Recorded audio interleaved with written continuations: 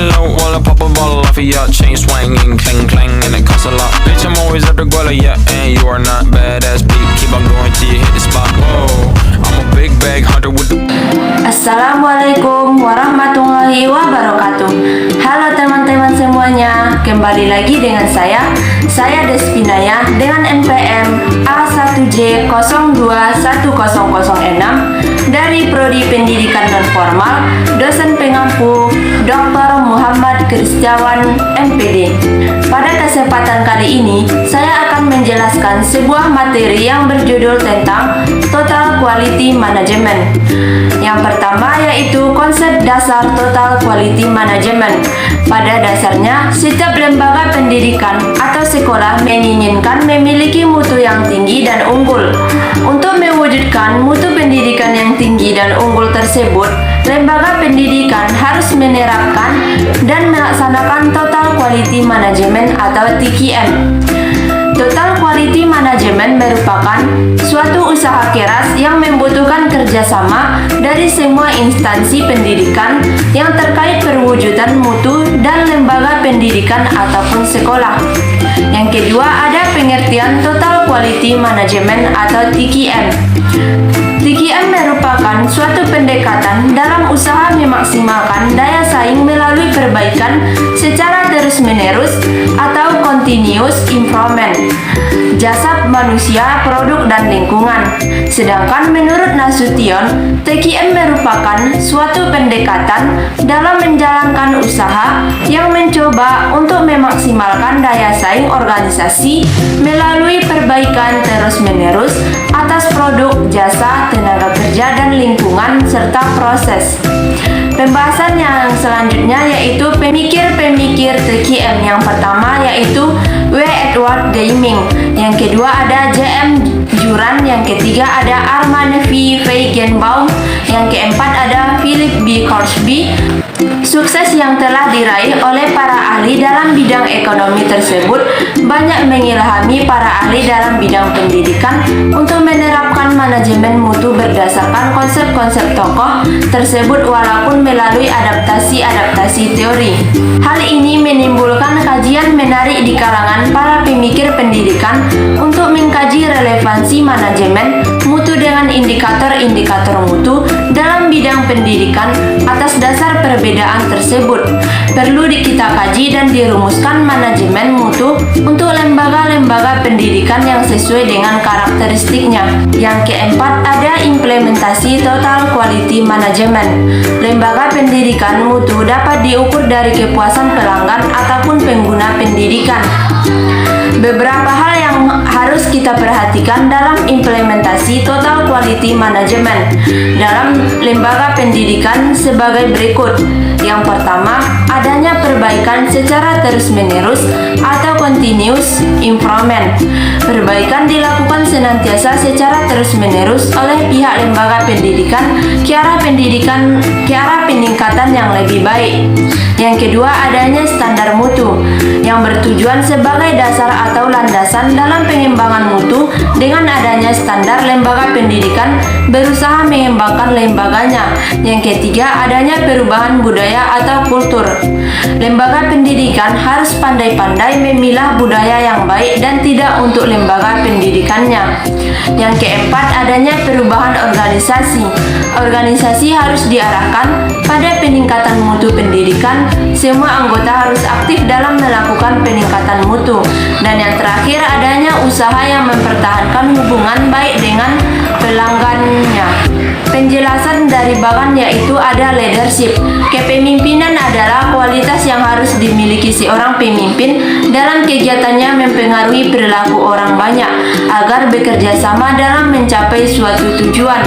Yang kedua, ada rekrutmen dan pelatihan staf yang bertugas harus memiliki kompetensi agar dapat melaksanakan tugasnya dengan baik. Yang ketiga, ada sistem reward. Lembaga perlu untuk merinci kebijakan yang menyangkut kesempatan yang sama dan metode serta prosedur yang digunakan untuk mencapai tujuan. Yang keempat, ada aturan organisasi.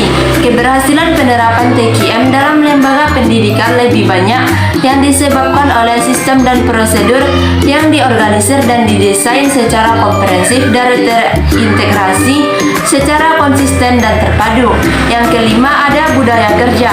Setiap orang dalam lembaga bekerja sama dalam mendukung proses transformasi dalam suasana saling menghargai, saling mempercayai, saling pengertian, dan saling membantu untuk mencapai suatu tujuan. Yang kelima, ada pilar total quality management. Pilar penting dalam keberhasilan TQM yaitu organisasi, ada kepemimpinan, komitmen, proses, dan produk. Dalam penjelasannya, menghubungkan pilar-pilar tersebut sebagai berikut. Produk adalah titik sentral untuk tercapainya tujuan dan pencapaian organisasi mutu dalam produk yang tidak akan dihasilkan tanpa pengendalian mutu di dalam proses. Sedangkan mutu di dalam proses tidak akan terjamin tanpa organisasi yang tepat dan efektif. Organisasi yang tepat dan efektif tidak ada artinya tanpa pemimpin yang memadai. Komitmen dan semua komponen organisasi dari bawah ke atas merupakan pilar pendukung bagi semua komponen lainnya, yang setiap pilar tergantung pada keempat pilar yang lain, dan kalau salah satunya lemah, dengan sendirinya pilar yang lain juga ikut lemah. Adapun hambatan implementasi total quality management di lembaga pendidikan, setidaknya terdapat dua faktor yang dapat menjelaskan mengapa upaya perbaikan mutu pendidikan selama ini kurang atau tidak berhasil. Sebagai berikut, yang pertama, strategi pembangunan yang bersifat input. Strategi yang demikian lebih berstandar pada asumsi bahwa bila mana semua input pendidikan telah dipenuhi seperti penyediaan buku alat belajar lainnya, ataupun sarana pendidikan, pelatihan guru, dan tenaga kependidikan lainnya, maka secara otomatis lembaga pendidikan yang bermutu sebagaimana yang diharapkan. Yang kedua, ada pengelolaan pendidikan selama ini masih bersifat makro-oriented yang diatur dari jajaran birokrasi di tingkat pusat. Akibatnya, banyak faktor yang diproyeksikan di tingkat makro tidak terjadi atau tidak berjalan sebagaimana mestinya di tingkat mikro. Selanjutnya yaitu mengenai filosofi baru. Menurut Prawiro Sentono dalam bukunya yang berjudul Filosofi Baru tentang Manajemen Mutu Terpadu, bahwa para manajer atau pemimpin harus membuat produk dengan mutu yang sesuai dengan kebutuhan masyarakat. Tujuannya agar produk yang dibuat dapat dipakai dalam masyarakat, karena produk mempunyai mutu yang sesuai dengan kebutuhan masyarakat. Dasar filosofi mutu produk mempunyai beberapa prinsip sebagai berikut. Yang pertama, tidak ada pendekatan tunggal untuk memecahkan masalah mutu produk dalam organisasi. Yang kedua, ada produk bermutu prima hanya dihasilkan oleh organisasi yang mempunyai struktur yang baik, proses produksi andal, dan manajemen pembelian bahan baku yang juga sangat baik. Dalam bagan TQM, suatu proses atau cara untuk mencapai kultural, mutu, dan kualitas secara efektif dan efisien. Caranya yaitu dengan memberikan layanan prima pada pelanggan yang berupa pemberian quality atau asuransi, ataupun disebut dengan jaminan mutu, merupakan pemberian jaminan mutu akan produk yang nantinya akan kita hasilkan bahwasanya sesuai dengan spesifikasi yang telah ditetapkan. Adapun dampaknya pada pemberian quality control yang merupakan suatu kegiatan teknis yang dilakukan secara rutin untuk melihat kualitas yang diberikan pada pelanggan apakah sesuai atau tidak. Konsumer akan puas dengan produk yang kita hasilkan dan mereka akan menceritakan produk atau hasil kita ke publik sehingga lembaga kita dikenal atau disebut dengan eksis.